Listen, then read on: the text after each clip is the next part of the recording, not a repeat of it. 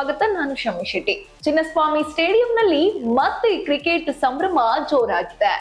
IPL season 19ರ ಹಂಗಾಮಿಯಲ್ಲಿ Royal Challengers Bengaluru ಅಭಿಮಾನಿಗಳ ಉತ್ಸಾಹ ಗರಿಗೆದರಿದೆ. ವಿಶೇಷವಾಗಿ ವಿರಾಟ್ ಕೊಹ್ಲಿ ಅವರ ಅದ್ಭುತ ಫಾರ್ಮ್ ನೋಡಲು ಫ್ಯಾನ್ಸ್ ತುದಿಗಾಲಿನಲ್ಲಿ ನಿಂತಿದ್ದಾರೆ.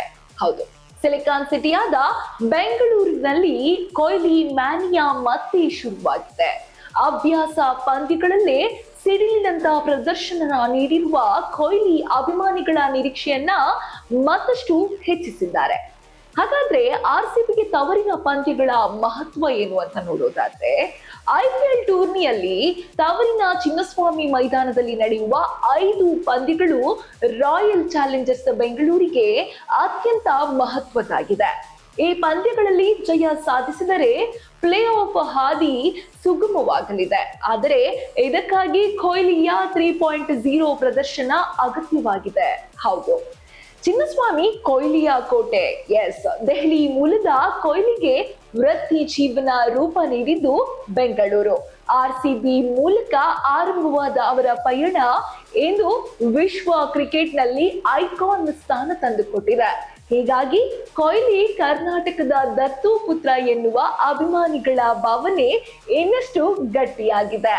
ಇನ್ನು ಚಿನ್ನಸ್ವಾಮಿ ಮೈದಾನದಲ್ಲಿ ಕೊಹ್ಲಿ ಸಾಧನೆಗಳು ಯಾವುದು ಅಂತ ನೋಡೋದಾದ್ರೆ, ಇನ್ನಿಂಗ್ಸ್ 94 ರನ್ಗಳು 3202, ಇನ್ನು ಬೌಂಡರಿ 292, ಸಿಕ್ಸರ್ 137, ಸ್ಟ್ರೈಕ್ ರೇಟ್ 143.58.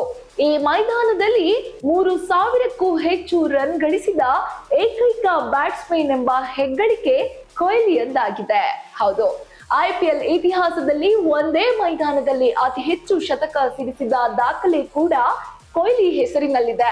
ಚಿನ್ನಸ್ವಾಮಿಯಲ್ಲಿ ಅವರು 4 ಶತಕಗಳನ್ನ ದಾಖಲಿಸಿದ್ದಾರೆ.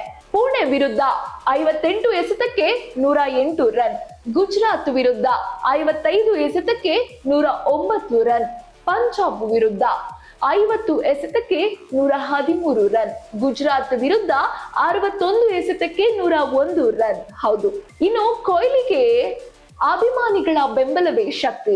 ಕೊಹ್ಲಿ ಹಾಗೂ RCB ಅಭಿಮಾನಿಗಳ ನಡುವೆ ಇರುವ ಬಾಂಧವ್ಯ ವಿಶೇಷ. ಮೈದಾನದಲ್ಲಿ ಅಭಿಮಾನಿಗಳ ಹುರಿದುಂಬನೆ ಹೆಚ್ಚಿದಂತೆ ಕೊಹ್ಲಿಯ ಬ್ಯಾಟಿಂಗ್ ಮತ್ತಷ್ಟು ಉಗ್ರವಾಗುತ್ತದೆ. ವಿಶ್ವದಲ್ಲೇ ಇಂತಹ ಅಭಿಮಾನಿಗಳು ಇಲ್ಲವೆಂದು ಕೊಹ್ಲಿ ಹೇಳಿರುವುದು ಇದೇ ಕಾರಣಕ್ಕೆ. ಏನೋ ಹಿಂದಿನ ಸೀಸನ್ಗಳಲ್ಲಿ ಚಿನ್ನಸ್ವಾಮಿಯಲ್ಲಿ ರನ್ ಮಳೆ ಸುರಿಸಿದ ಕೊಹ್ಲಿ ಈ ಬಾರಿಯೂ ಅದೇ ರೀತಿ ಅಬ್ಬರಿಸಲು ಸಜ್ಜಾಗಿದ್ದಾರೆ. ಕಿಂಗ್ಡಮ್ನಲ್ಲಿ ಕಿಂಗ್ನ ಗರ್ಜನೆ ನೋಡಲು ಈಗಾಗಲೇ ಅಭಿಮಾನಿಗಳು ಕಾತರದಿಂದ ಕಾಯುತ್ತಿದ್ದಾರೆ. ಒಟ್ಟಾರೆ ಈ ಬಾರಿ IPL ಆರಂಭ ಆಗೋಕೆ ಕ್ಷಣಗಣನೆ ಆರಂಭವಾಗಿದೆ. ಮೊದಲ ಪಂದ್ಯ RCBದೇ ಆಗಿರೋದ್ರಿಂದ ಕಿಂಗ್ ಕೊಹ್ಲಿಯ ಮೇಲೆ ಎಲ್ಲ ಅಭಿಮಾನಿಗಳ ಕಣ್ಣು ನೆಟ್ಟಿದೆ. ಈ ಬಾರಿ IPL ನಲ್ಲಿ ಕೊಹ್ಲಿ ಯಾವ ರೀತಿಯಾಗಿ ಆಡ್ತಾರೆ, RCB ತಂಡ ಈ ಬಾರಿಯೂ ಕೂಡ ಕಪ್ ಗೆಲ್ಲುತ್ತಾ? ಕಾದು ನೋಡೋಣ. ಇದು ಈ ಹೊತ್ತಿನ ವಿಶೇಷ. ಇನ್ನಷ್ಟು ಸುದ್ದಿಗಳಿಗಾಗಿ ನೋಡ್ತಾ ಇರಿ ಸಪ್ತಾಶ್ವ ಟಿವಿ.